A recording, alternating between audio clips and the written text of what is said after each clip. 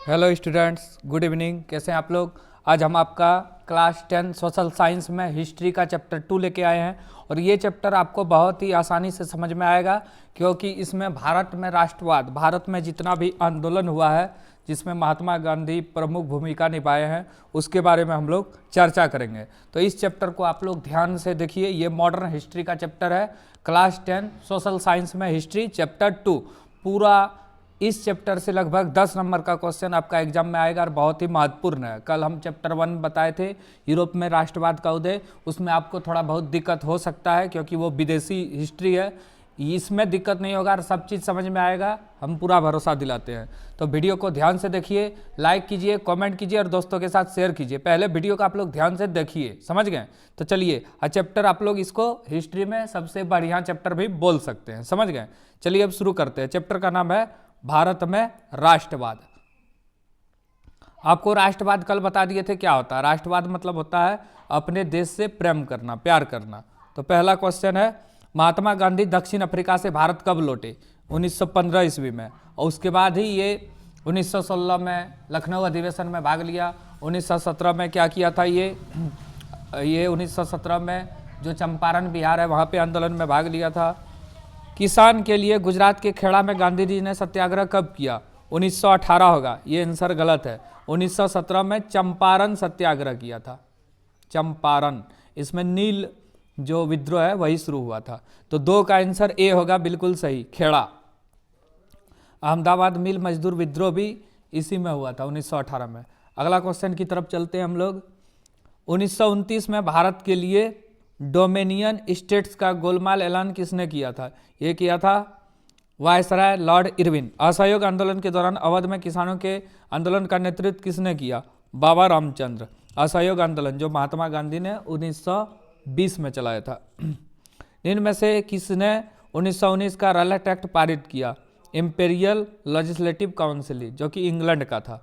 महात्मा गांधी कितने सदस्य के साथ दांडी यात्रा पे गए थे? 78 सदस्य।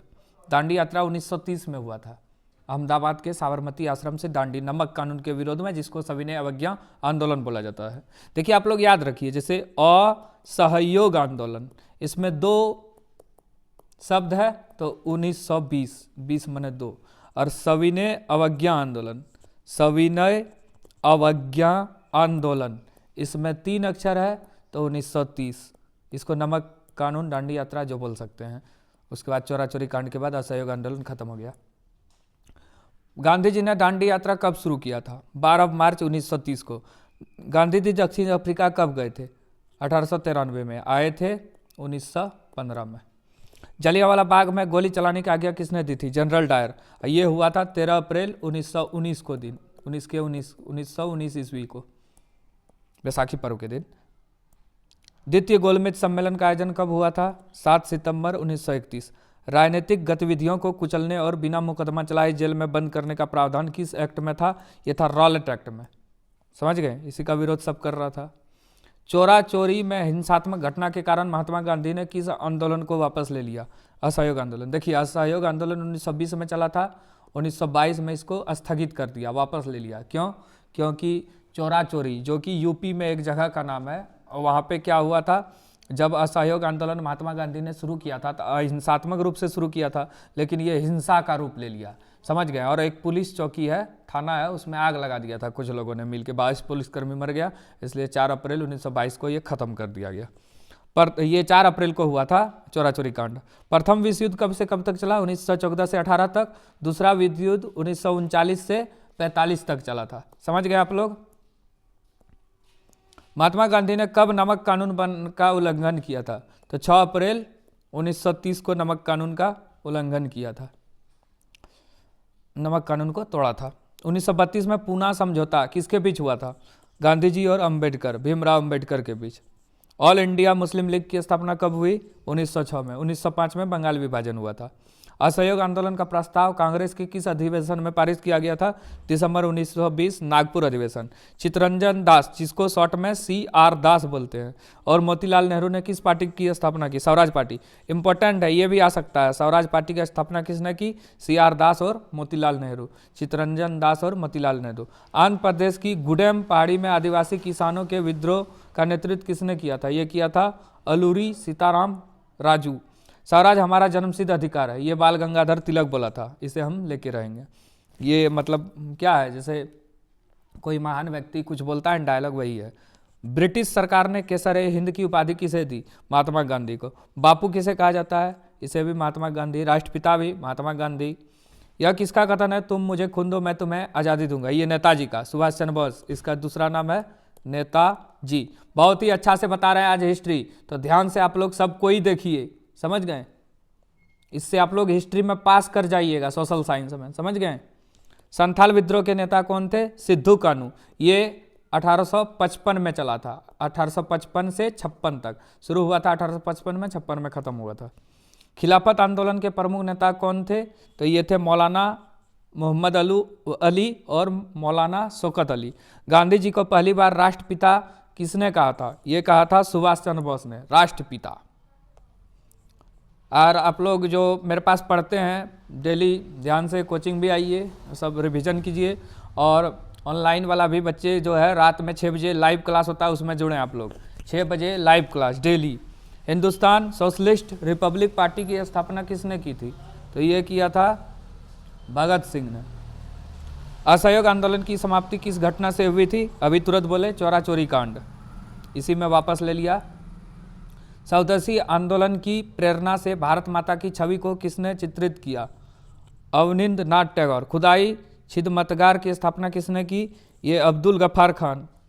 अहिंसा का धर्म सभी भारतीयों को एकता के सूत्र में बांधे रखता है, यह विश्वास किसका था? यह था महात्मा गांधी का। जलियांवाला बाग मैदान में अमृतसर के गांव वाले लोग किस मेले में शिरकत करने गए हुए थे? ये गए थे वैसाखी मेले में, वैसाखी पर्व के दिन। महात्मा गांधी द्वारा वायसराय इरविन को लिखे खत में सबसे महत्वपूर्ण मांग किस वस्तु पर लगाए गए कर को खत्म करने में था? नमक। 1918 में गांधी जी सूती कपड़ा कारखाने के मजदूर के बीच सत्याग्रह आंदोलन चलाने के लिए कहां पहुंचे थे? अहमदाबाद। हिंद स्वराज नामक पुस्तक की रचना किसने की? महात्मा गांधी। बहुत इंपॉर्टेंट। देश को एकजुट करने के लिए महात्मा गांधी को एक शक्तिशाली प्रतीक के रूप में क्या दिखाई दिया? नमक। सब जगह चलता है, डेली यूज भी होता है। देखिए 7-8 मिनट में हम इतना 40 गो क्वेश्चन बता दिए। सरदार वल्लभ भाई पटेल ने किस आंदोलन का नेतृत्व किया? बारदोली आंदोलन, बारदोली सत्याग्रह। सरदार की उपाधि दिया था वहाँ की महिलाओं ने वल्लभ भाई पटेल को। किस एक्ट के तहत बागानों में काम करने वाले मजदूरों को बिना इजाज़त बागान से बाहर जाने की अनुमति नहीं थी? England emigration act, inland emigration act. Simon commission Bharat क्यों आया? तो ये आया था भारत में संवैधानिक व्यवस्था की कार्यशील का अध्ययन करने। बाद में इसको वापस भेज दिया, साइमन कमीशन वापस जाओ। 1917 में गांधी जी ने खेड़ा जिले के किसान की मदद के लिए सत्याग्रह का आयोजन किया। खेड़ा भारत के किस राज्य में स्थित है? गुजरात में। 1917 में। ये 1918 में हुआ था खेड़ा सत्याग्रह। 1917 में तो हुआ था चंपारण सत्याग्रह, समझ गए आप लोग? ये गलत है। 1920 के दशक की शुरुआत में एक उग्र गुरिल्ला आंदोलन गुडेम की पहाड़ियों पर फैला था। गुडेम भारत के किस राज्य में स्थित है? आंध्र प्रदेश। अवध किसान सभा का गठन करने का उद्देश्य क्या था? इनमें सभी, मैंने लगान को कम करना, बेगार को समाप्त करना, जमींदार का बहिष्कार करना। भारतीय राष्ट्रीय कांग्रेस की स्थापना किसने की? A.O. ह्यूम। इसका पूरा नाम है एलन ऑक्टेवियन ह्यूम। कब किया था? इसमें 2-3 क्वेश्चन आप लोग ध्यान में रखिए। भारतीय राष्ट्र कांग्रेस, इंडियन नेशनल कांग्रेस की स्थापना कब हुई थी? 1885, 28 दिसंबर 1885। किसने की थी? उसका संस्थापक या सचिव कौन है? Allan Octavian Hume. अगर पूछे भारतीय राष्ट्र कांग्रेस का प्रथम अध्यक्ष, तो व्योमेश चंद्र बनर्जी। भारतीय राष्ट्र कांग्रेस का प्रथम अध्यक्ष व्योमेश चंद्र बनर्जी। बहुत ही इंपॉर्टेंट टॉपिक है ये।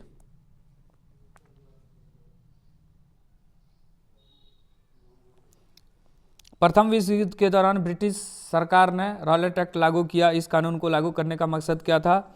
भारत में विद्रोह को खत्म करना, ब्रिटिश विरोधी साजिशों को रोकना। वैसे भी इनमें से सभी वाला सोशल साइंस में सही ही होता है। किसी भी संदिग्ध व्यक्ति को बिना किसी दोष सिद्ध के हिरासत में रखना, इनमें से सभी। चलिए हो गया पार्ट 1 आपका। पार्ट 2 देखिए। वीडियो में आप लोग एक एक अच्छा कमेंट कीजिए। देखिए कितना मेहनत से हम बना रहे हैं, एक बार में पूरा एक चैप्टर। असहयोग आंदोलन कब से कब तक चला? 1920 से 1922 तक। रॉलेट एक्ट कब पारित हुआ? 1919 में। पंडित नेहरू ने पूर्ण स्वतंत्रता का प्रस्ताव कब पारित किया? 31 दिसंबर 1929 में। समझ गए?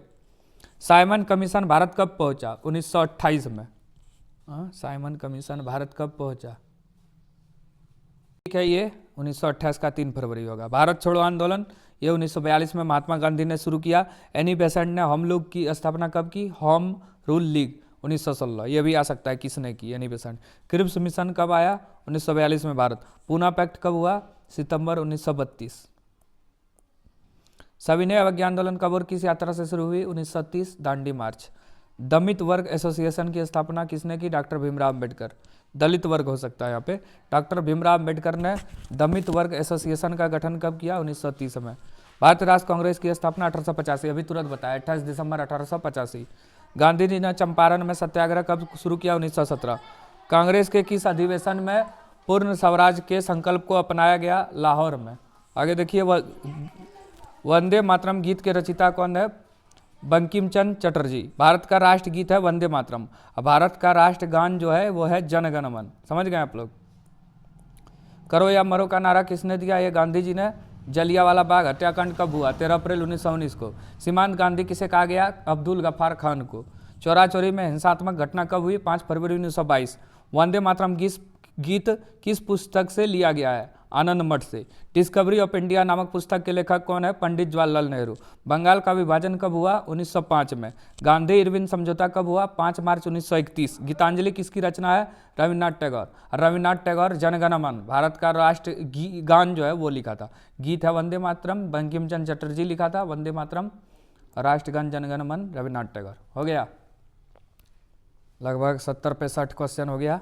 भारतीय संविधान कब बनकर तैयार हुआ? 26 नवंबर 1949। लागू हुआ था 26 जनवरी 1950 को। गदर पार्टी की स्थापना किसने की? लाला हरदयाल ने। प्रथम गोलमेज सम्मेलन का आयोजन कहाँ हुआ था? लंदन में 1930 में। असहयोग आंदोलन किसने प्रारंभ किया था? मतलब महात्मा गांधी ने 1920 में। असहयोग आंदोलन कब शुरू हुआ था?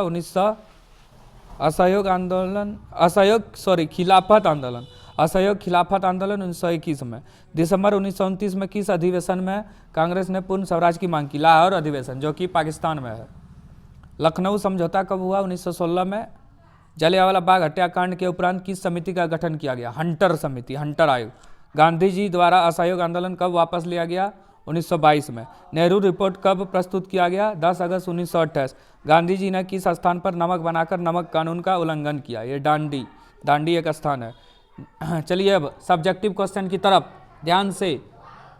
दांडी यात्रा का क्या महत्व है? दांडी यात्रा 1930 ईस्वी द्वारा सविनय अवज्ञा आंदोलन को शुरू किया गया।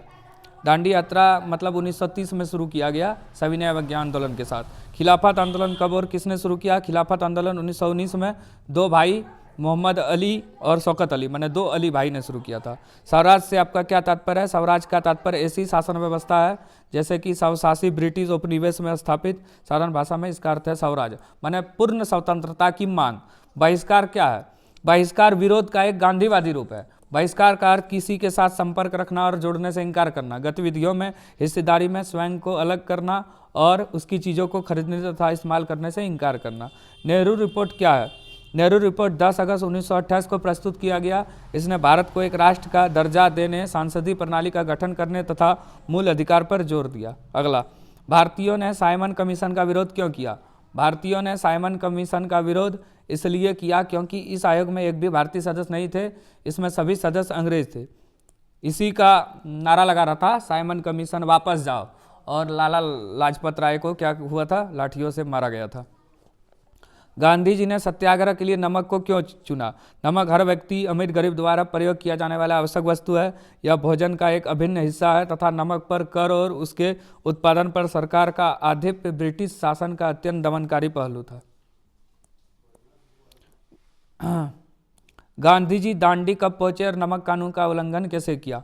गांधी जी दांडी 6 अप्रैल को पहुंचे और समुद्र का पानी उबालकर नमक बनाकर नमक कानून का उल्लंघन किया। गांधी इरविन समझौता की 2 प्रमुख विशेषताएं लिखें। गांधी इरविन समझौता के साथ ही गांधी जी ने दूसरे गोलमेज सम्मेलन में हिस्सा लिया। इस समझौते की मुख्य विशेषता निम्नलिखित है। सरकार सभी कैदियों को छोड़ने के लिए तैयार हो गया, जिसके विरुद्ध हिंसा से जुड़ा कोई मामला नहीं था। गांधी जी को प्रतिनिधि के रूप में भेजा गया। बहुत है इसमें, देखते हैं कहाँ तक बता पाते हैं, फिर इसका पार्ट 2 लेके आएंगे, नहीं होगा तो। सविनय अवज्ञा आंदोलन क्यों शुरू किया गया? भारत को स्वतंत्रता दिलाने के लिए तथा भारत भूमि को अंग्रेज के चंगुल से छुड़ाने के लिए महात्मा गांधी द्वारा सन 1930 में सविनय अवज्ञा आंदोलन शुरू किया गया। पैकेटिंग से आप क्या समझते हैं? प्रदर्शन या विरोध का एक ऐसा स्वरूप जिसमें लोग किसी दुकान, फैक्ट्री या दफ्तर के भीतर जाने का रास्ता रोक लेते हैं। चोरा चोरी कांड क्या है? अभी तुरंत बताएं। यह एक स्थान है जहां 1922 में सरकार के विरुद्ध सभा हो रही थी। छेड़खानी की कोई बात ना होने पर भी पुलिस ने गोलियां चला दी। गुस्से में लोगों ने पुलिस स्टेशन में आग लगा दी, जिससे 22 पुलिसकर्मी की मृत्यु हो गई। गांधी जी ने आंदोलन वापस ले लिया। साइमन कमीशन का गठन क्यों किया गया? ब्रिटेन की टोरी या इंग्लैंड की टोरी सरकार ने भारत में राष्ट्रवादी आंदोलन के जवाब में 1927 में एक वैधानिक आयोग का गठन किया, जिसमें साइमन कमीशन के नाम से जाना जाता है। इस कमीशन के अध्यक्ष सर जॉन साइमन थे। अगला क्वेश्चन, महात्मा गांधी ने खिलाफत आंदोलन का समर्थन क्यों किया? महात्मा गांधी खिलाफत आंदोलन के द्वारा हिंदू मुस्लिम एकता स्थापित करना चाहते थे, ताकि राष्ट्रीय आंदोलन को अधिक से अधिक जन समर्थन प्राप्त हो सके। ठीक है। रॉलेट एक्ट क्या है? बहुत इंपॉर्टेंट क्वेश्चन, 5 नंबरिया है, ध्यान से देखिए आप लोग। भारत के लोग रॉलेट एक्ट का विरोध क्यों करते थे? देखिए, भारत में ब्रिटिश शासन के हो रहे प्रतिरोधों के खिलाफ ब्रिटेन के इंपेरियल लेजिस्लेटिव काउंसिल ने 1919 ईस्वी में एक कानून पारित किया, जिसे रॉलेट एक्ट के नाम से जाना जाता है। अब इसका विरोध क्यों किया गया? भारत के लोग रॉलेट एक्ट का प्रखर विरोध हुआ। गांधी जी ने इस अन्यायपूर्ण आंदोलन कानून के खिलाफ अहिंसक ढंग से नागरिक अवज्ञा करने की घोषणा की। इस नागरिक अवज्ञा को 6 अप्रैल 1919 से एक हड़ताल के साथ प्रारंभ होना निश्चित किया गया। रॉलेट एक्ट के खिलाफ विभिन्न शहरों में रैलियां एवं जुलूसों का आयोजन किया गया। रेलवे कामगार हड़ताल पर चले गए, दुकानें बंद हो गई, टेलीग्राम सेवा बाधित हो गई। इस प्रकार देश में अव्यवस्था का आलम फैल गया। यहीं तक आपको लिखना है। अंग्रेज ने राष्ट्रवादियों पर दमन शुरू किया, अनेक नेताओं को हिरासत में ले लिया। गांधी जी के दिल्ली प्रवेश पर प्रतिबंध लगा दिया। 10 अप्रैल 1919 को पुलिस ने अमृतसर में एक शांतिपूर्ण जुलूस पर गोली चला दी, जिससे लोग उग्र हो गए तथा बैंक, डाकघर तथा रेलवे स्टेशन पर हमले करने लगे।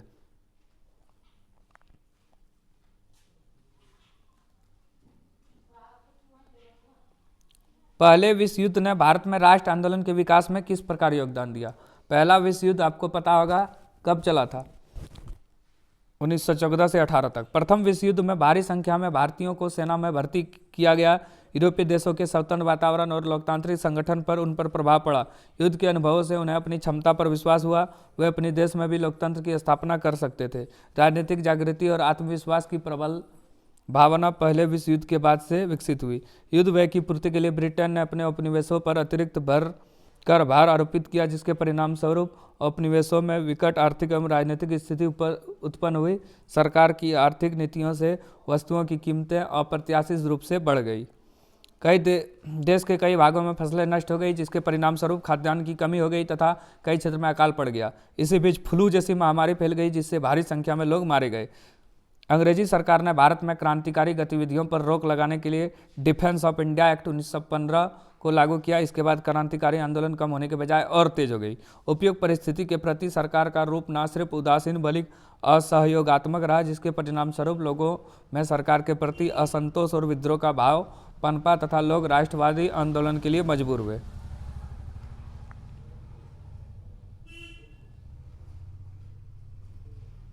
औपनिवेशों में राष्ट्रवाद के उदय की प्रक्रिया औपनिवेशवाद विरोधी आंदोलन से जुड़ी हुई क्यों थी? कोई 4 विकल्प दें। दूसरे औपनिवेशों की तरह भारत में भी आधुनिक राष्ट्रवाद के उदय की परिघटना औपनिवेशवाद विरोधी आंदोलन के साथ गहरे तौर पर जुड़ा हुआ था। औपनिवेशवाद माने वही होता है गुलाम करना, दूसरे देश को अपना उस पर राज चलाना। औपनिवेशवाद विरोधी आंदोलन ने सभी जाति, वर्ग और संप्रदाय के लोगों को विदेशी सत्ता के विरुद्ध संघर्ष के लिए एकजुट किया। इससे स्थानीय लोगों में राष्ट्रवादी और उदारवादी विचारों के आदान प्रदान के लिए एक अच्छा प्लेटफॉर्म प्रदान किया। इस प्रकार औपनिवेश विरोधी आंदोलन सभी उपनिवेशों में राष्ट्रवाद के लिए प्रजनन भूमि बन गया।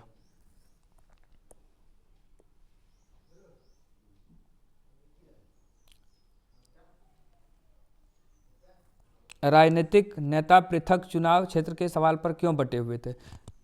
इसका प्रमुख कारण था हिंदू, जिसमें दलित भी थे, तथा मुसलमान नेता सभी अपने समुदाय के हित के लिए अलग निर्वाचन क्षेत्र चाहते थे, इससे कि उसके सीटें सुरक्षित हो तथा उन्हें अपने समुदाय के हितों के लिए सुरक्षा मिल सके। परंतु शीर्ष नेताओं को यह प्रश्न संकीर्णता भरा था, राष्ट्र हित पर चोट पहुंचाने वाले दिखाई देता था। इसके बुरे प्रभाव निम्नलिखित है। भारतीय एकीकरण के मार्ग में यह रोड़ा बनकर अटक सकता था। इससे सांप्रदायिकता की भावना को बल मिल सकता था। 3 लिख लेना, 3 ही इसमें लिखना है। चलिए नेक्स्ट इंपॉर्टेंट क्वेश्चन, ये इंपॉर्टेंट क्वेश्चन है पूरा। सविनय अवज्ञा आंदोलन में विभिन्न वर्गों और समूहों ने क्यों हिस्सा लिया? विभिन्न वर्गों और समूहों ने सविनय अवज्ञा आंदोलन में हिस्सा लिया क्योंकि स्वराज के मायने सभी के लिए अलग अलग थे। ज़्यादातर व्यवसायी स्वराज को एक ऐसे युग के रूप में देखना चाहते थे जहां कारोबारी पर औपनिवेशिक पाबंदी नहीं होगी और व्यापार व उद्योग निर्बाध ढंग से फल फूल सकेगा। धनी किसानों के लिए स्वराज का अर्थ था भारी लगान के खिलाफ लड़ाई। महिलाओं के लिए स्वराज का अर्थ था भारतीय समाज में पुरुषों के साथ बराबरी और स्तरीय जीवन। गरीब किसानों के लिए स्वराज का अर्थ था उसके पास स्वयं की जमीन होगी, उन्हें जमीन का किराया नहीं देना होगा और बेघर नहीं रहना होगा। चलिए आगे देखते हैं। पूना पैक्ट या पूना समझौता पर टिप्पणी लिखें। अंबेडकर का मानना था कि दलित वर्ग की समस्याओं का समाधान तथा उसकी सामाजिक अपंगता का निवारण केवल राजनीतिक सशक्तिकरण के द्वारा ही किया जा सकता। अतः उन्होंने दलितों के लिए पृथक निर्वाचन क्षेत्र का जोर शोर से समर्थन किया। इस विषय पर गांधी जी से उसकी गंभीर विवाद हुआ। इसी बीच सरकार ने अंबेडकर की बात मान ली। इसके विरोध में गांधी जी ने आमरण अनशन प्रारंभ कर दिया। अन्य राष्ट्रवादी नेताओं की मध्यस्थता से गांधी जी और अंबेडकर के बीच सितंबर 1932 में एक समझौता हुआ जिसे पूना पैक्ट के नाम से जाना जाता है। इस समझौता के अनुसार दलित वर्ग को प्रांतीय एवं केंद्रीय विधायी परिषद में आरक्षित सीटें मिल गई। हालांकि उसके लिए मतदान सामान्य निर्वाचन क्षेत्र में होने की व्यवस्था की गई। 1920 में महात्मा गांधी द्वारा शुरू किए गए असहयोग आंदोलन के महत्व और प्रभाव का विश्लेषण करें। भारत राष्ट्र कांग्रेस के द्वारा असहयोग आंदोलन 1920 में प्रारंभ होकर 1922 तक चला। असहयोग आंदोलन का महत्व। असहयोग आंदोलन ने अहिंसात्मक प्रतिरोध की शक्ति का प्रदर्शन करके भारत की स्वतंत्रता की लड़ाई में एक बड़ा बदलाव किया। इसने विभिन्न पृष्ठों के लोगों को एकजुट किया और दिखाया कि सामूहिक कार्रवाई से ब्रिटिश शासन को चुनौती दी जा सकती है। असहयोग आंदोलन के प्रभाव। इस आंदोलन से जनता में नया उत्साह उत्पन्न हो गया। हिंदू मुस्लिम मिलकर अंग्रेज के विरुद्ध लड़ने लगे। लोगों ने सरकारी नौकरियां छोड़ दी। विदेशी वस्तुओं का बहिष्कार किया गया। समझ गए आप लोग? चलिए अब यहीं तक आज रखते हैं वीडियो में। पार्ट 2 में इसको ख़त्म कर देंगे। ठीक है, वीडियो को ध्यान से देखिए, लाइक कीजिए, कमेंट कीजिए, शेयर कीजिए और दोस्तों के साथ शेयर कीजिए। इसमें कम से कम 100 व्यू आना चाहिए, तभी हम इसका पार्ट 2 लेके आएंगे। ठीक है, धन्यवाद।